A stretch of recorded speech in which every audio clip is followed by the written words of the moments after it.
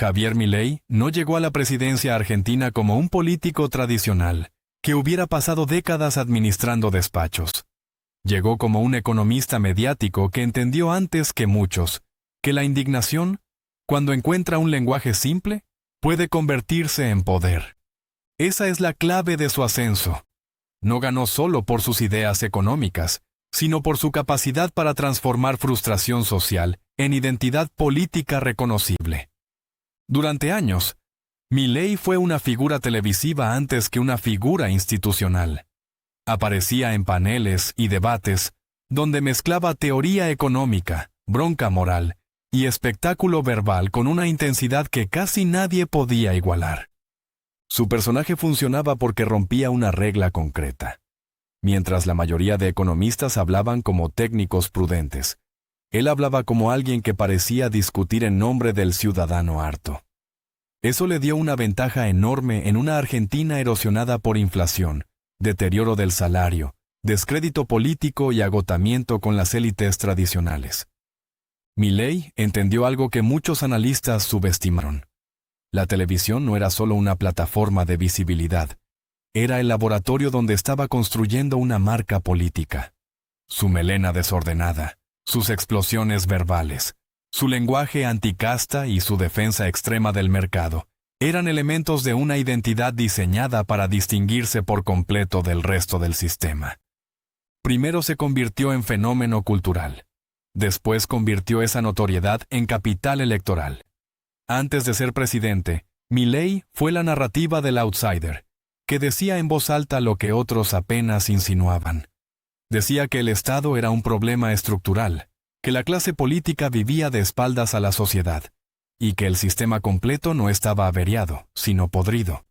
Si te interesan estos análisis sobre dinero, poder y liderazgo, suscríbete al canal y deja tu like, porque aquí no miramos solo al personaje, miramos la maquinaria que lo convierte en poder. Su entrada en la política formal reforzó todavía más esa lógica.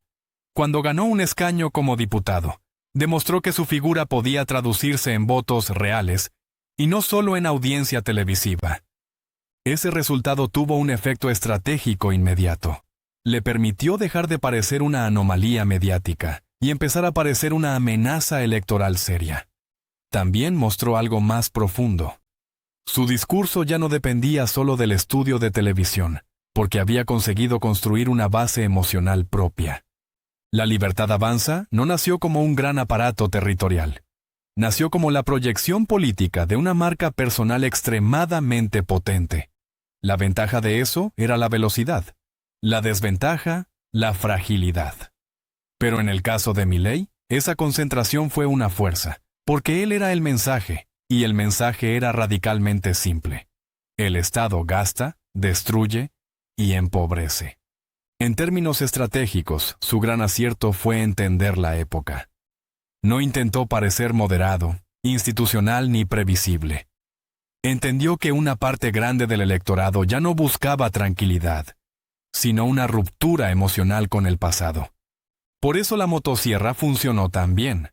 No era solo un objeto de campaña, era un símbolo visual perfecto de su promesa de recorte del Estado. Y un símbolo claro vale más que 100 documentos técnicos, porque condensa una visión completa en una imagen que cualquiera puede recordar. La campaña presidencial confirmó todo eso. Milei llegó a las primarias como candidato incómodo y salió como ganador inesperado. Ese resultado cambió el equilibrio político argentino, porque dejó de ser un candidato testimonial y pasó a representar la prueba de que el enojo social podía saltar por encima de las estructuras tradicionales. Su mensaje económico también era deliberadamente agresivo: eliminar el Banco Central, dolarizar, reducir ministerios, cortar el gasto y desafiar consensos que en Argentina parecían intocables. Muchos votantes no necesitaban creer que cada propuesta fuera viable al detalle. Les bastaba con percibir una intención auténtica de demolición del viejo orden. No ganó solo porque convenciera técnicamente. Ganó porque encarnó mejor que nadie la rabia contra la política establecida. Y cuando alguien encarna una emoción colectiva, deja de competir en el plano racional convencional. Empieza a competir en el plano simbólico, y eso suele ser mucho más poderoso. Luego vino la segunda vuelta, y ahí demostró otra capacidad importante, la de ampliar coalición sin perder identidad. Venía de un discurso abrasivo, muy personalista y muy ideológico, pero logró sumar votantes que no necesariamente eran libertarios, y sí estaban decididos a castigar al oficialismo. Su victoria final cerró la transición completa. El economista televisivo había dejado de comentar la crisis para convertirse en el hombre encargado de administrarla. Y ahí empieza otra pregunta. ¿Cómo se mantiene el poder una vez que desaparece la ventaja del outsider puro? Porque ser comentarista permite denunciarlo todo, mientras que ser presidente obliga a priorizar, negociar y asumir costes. Durante su primer año de gobierno, Milei intentó demostrar que su radicalismo verbal también podía traducirse en acción ejecutiva. Redujo con fuerza el gasto público en términos reales y convirtió el ajuste en el eje central de su presidencia. Su frase de que no hay plata se convirtió en una síntesis brutal de su narrativa: austeridad, sacrificio y ruptura con la lógica expansiva del pasado. Pero aquí aparecen también los riesgos. Un liderazgo basado en la confrontación necesita resultados visibles para sostenerse. Si el dolor económico se prolonga demasiado sin recompensas claras, la energía antisistema puede empezar a desgastarse. Ahí está la gran tensión de Milei. Su ascenso fue posible porque dominó el lenguaje del colapso. Su permanencia dependerá de si consigue dominar el lenguaje de la reconstrucción. No es lo mismo gritar contra el sistema que rediseñarlo desde dentro. Desde un punto de vista estratégico, sus aciertos son evidentes.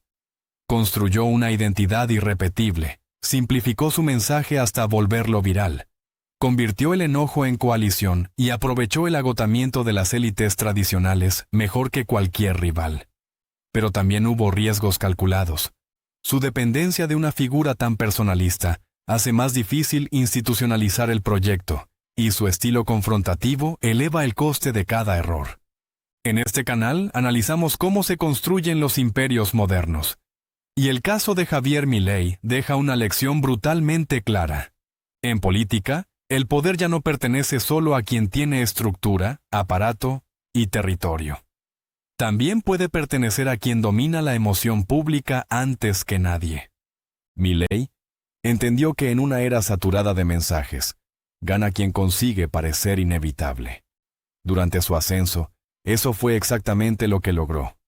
No parecía un candidato más, parecía la consecuencia lógica de un sistema agotado.